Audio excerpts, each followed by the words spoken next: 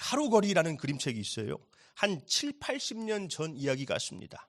주인공 순자는 이 왼쪽 발을 저는 장애 아동이에요. 다리를 다쳤을 때 제때 치료받지 못해서 이 장애가 생긴 거죠. 순자는 어릴 때 엄마와 아빠가 일찍 세상을 떠났습니다.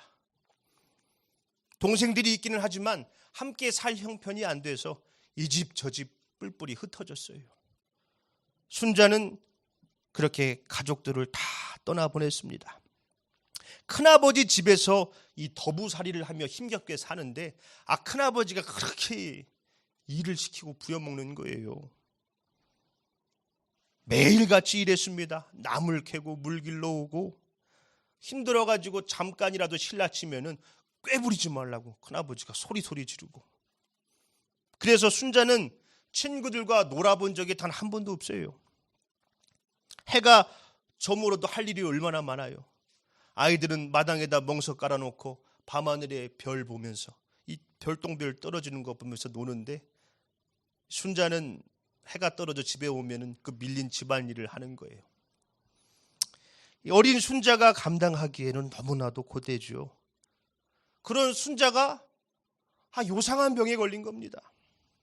하루는 괜찮다가 다음 날이면 죽을 듯이 아프고 또 괜찮다가 또 아프고 이게 계속 반복이 되는 거예요. 하루 걸러서 아프다고 그래서 하루거리 또는 학질이라고 불리는 병에 걸린 겁니다. 말라리아의 일종이지요. 당신은 제대로 먹지도 못해서 이 영양 상태도 안 좋고 이 위생 상태도 좋지 않다 보니까 많은 아이들이 걸렸던 병이랍니다. 그 병 때문에 죽은 아이들이 그렇게 많대요. 마땅한 치료법도 없어서 어떻게 할 수가 없는 겁니다. 순자는 자기가 걸린 병이 뭔지도 모르고 아파만 하고 있어요. 그날도 아파가지고 웅크리고 오들오들 떨고 있는데 큰아버지가 그걸 보고는 왜 숨어서 빈둥거리고 앉았냐고, 가서 빨리 물이라도 떠오르라고. 그 물을 길르러 가는 순자를 보고 이 분이가 보다 못해서 불러요. 저 약수터 가자고, 저기 물 좋다고. 그리고 데리고 가서는 이 물을 꿀떡꿀떡 마시고 물 할아버지한테 빌라는 거예요. 낫게 해달라고. 이 분이가 빌어요. 순자가 너무 아파한다고 좀 빨리 고쳐달라고. 너도 빌었냐고 물어봤더니 순자가 그래요. 나는 죽게 해달라고 빌었어. 너 진짜 죽고 싶어? 그렇다고. 이 분이가 이 사실을 동네 친구들에게 알린 거예요. 이 친구들이 이 순자를 돕겠다고 달려들었습니다. 그런데 별 도움이 안 되는 요상한 방법들을 가지고 왔어요. 이 하루거리는 뱀이 물어가기 때문에 이 걸레를 뱀으로 만들어가지고 순자 목에 걸어줘야 된다는 거예요. 그리고 이 고약한 병은 고약하게 이겨내야 된다고 뒷간에 가가지고 이 삶은 계란을 먹으면 낫는다고. 도둑이 잡아가는 병이라고 막 도둑을 쫓아내야 된다고 별의별 요상한 행동들을 하는데 나을 리가 있나요? 그런데 행동은 엉뚱하지만 참 마음은 따뜻합니다. 어떻게든 이 순자를 돕겠다는 겁니다. 그런데 순자는 그대로예요. 분이가 또 물어봤어요. 순자야, 너 지금도 죽고 싶어? 그렇다고. 이 친구들이 꾀를 냈습니다. 이 순자가 진짜 죽고 싶은지 아닌지 우리가 한번 테스트를 해보자는 거예요. 어디서 박씨를 구해다가 이 밀가루를 고슬고슬 묻혔더니 알약처럼 보이는 거예요. 그럴싸하게. 그걸 종이에다 딱 사가지고 순자에 갖고 갑니다. 이거 우리가 약방에서 죽는 약 구해왔어. 이거 먹으면 죽는데 너 진짜 죽고 싶다며? 이거 입에 탁 틀어놓고 가만히 있으면 바로 죽어. 자, 이거 어떻게 할 거야? 순자가 한참 망설이다가 그 약을 딱 받아들고 주머니에 넣어요. 그리고 집에 가서 그 약을 탁 털어놓고 죽기를 기다립니다. 죽을 리가 있나요? 다음날 순자가 친구들에게 가서 그래요. 니들이 준 약 먹었는데 안 죽었어. 야, 너 순자, 너 몸이 진짜 튼튼한가 보다. 그거 먹으면 다 죽는데 너만 살았어. 어? 야, 너 진짜 오래 살 건가 보다. 너 죽었으면 어떡할 뻔했냐. 그리고 처음으로 순자는 그날 친구들과 해가 저물도록 놀았습니다. 멍석을 깔아놓고 밤하늘의 별을 보면서, 떨어지는 별똥별을 보면서. 다음 날 이 순자의 하루거리가 거짓말처럼 이 별똥별 떨어지듯 떨어져 버린 거예요. 어떻게 그럴 수 있습니까? 어쩌면 순자에게 가장 필요했던 것은 관심과 사랑이었는지 모르지요. 그 누구도 관심 갖지 않던 버려진 순자, 그 순자를 돕겠다고 애쓰는 그 친구들의 따뜻한 마음이 순자를 낫게 한 것인지도 모르겠습니다. 이 이야기는 작가가 어렸을 때 할머니에게 직접 들은 이야기랍니다. 그 옛날 가난하고 굶주린 아이들이 걸렸던 그 병 하루거리, 뭐 지금은 사라졌지만 요즘엔 뭐 어른이고 아이고 할 것 없이 마음의 병을 앓고 살아간다는 거예요. 작가는 그런 이들에게 저 순자의 친구들처럼 서로 돌보아줄 수 있는 그런 소중한 이들이 있기를 바란다며 이 책을 만들었답니다. 오늘 본문 말씀을 함께 보겠습니다. 미움은 다툼을 일으켜도 사랑은 모든 허물을 가리느니라. 자, 여기서 가린다는 카사, 덮는다는 뜻이에요. 그래서 세번역 성경은 사랑은 모든 허물을 덮는다, 덮어준다 이렇게 번역했습니다.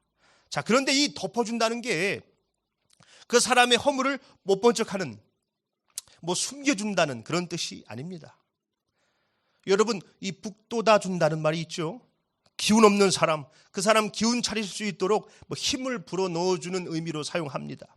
그런데 이 말은 원래 농사를 지을 때 썼던 말입니다.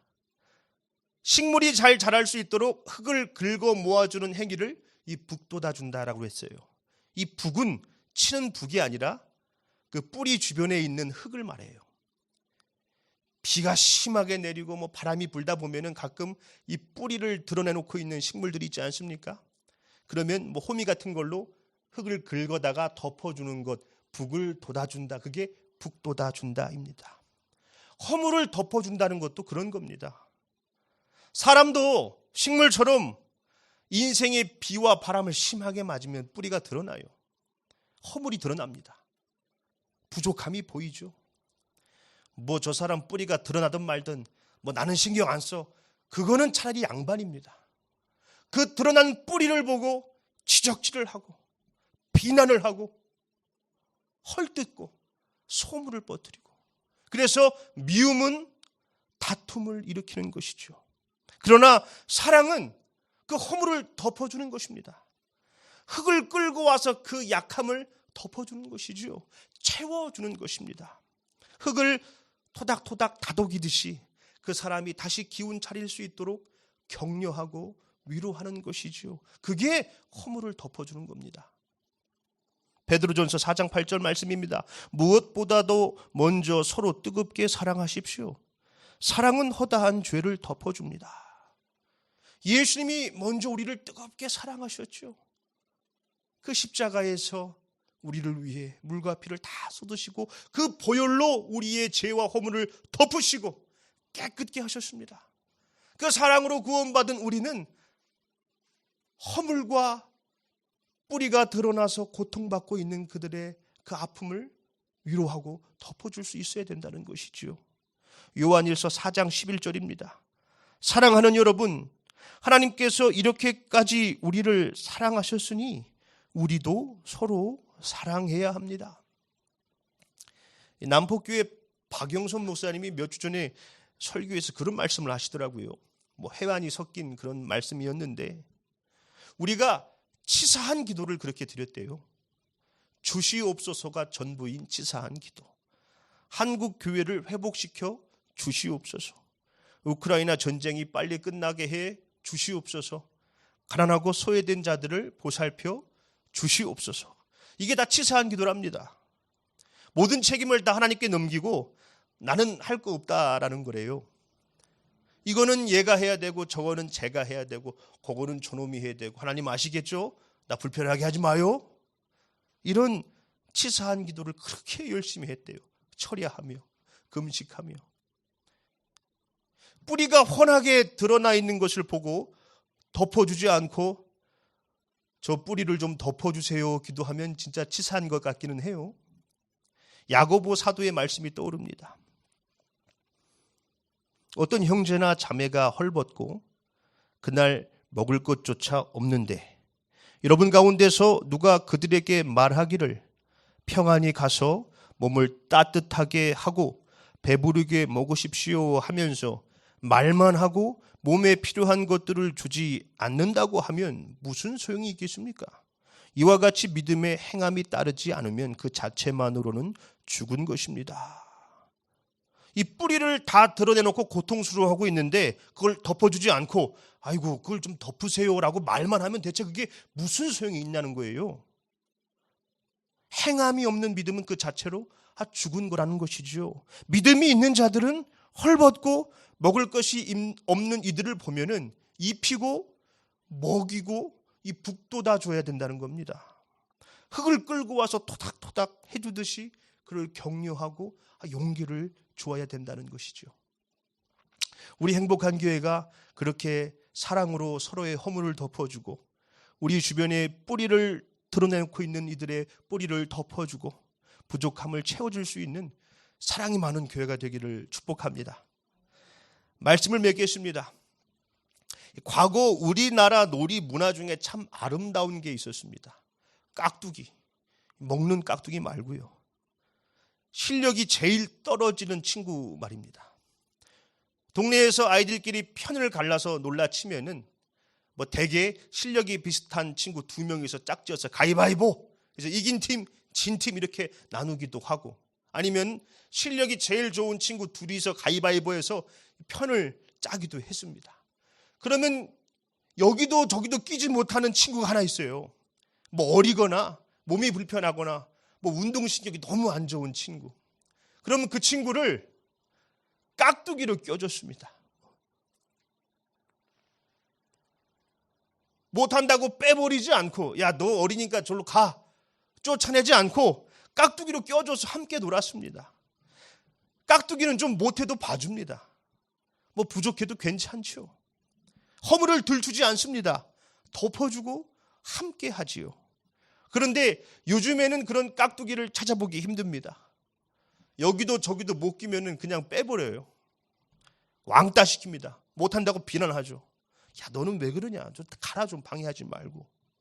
미움은 다툼을 일으키죠. 뿌리가 드러나면 배제되는 세상에는 평화가 없지요. 다들 자기 뿌리 드러날까 무서워서 그 뿌리만 덮고 있습니다. 그러나 사랑은 허물을 덮어주는 것이죠. 흙을 긁어모아 드러난 뿌리를 덮어주고 다독여주고 격려하고 그를 세워주는 것. 예수님이 사랑으로 십자가의 보혈로 우리를 다 덮으시고 깨끗게 하셨던 것처럼 우리도 그 사랑으로 우리 주변에 뿌리가 드러난 이들을 덮어주고 채워주고 세워줘야 합니다. 우리 행복한 교회가 그런 이 북돋아주는 교회, 북돋아주는 부모, 북돋아주는 남편과 아내, 북돋아주는 자녀, 북돋아주는 친구와 이웃이 되기를 예수님의 이름으로 축원합니다. 아멘.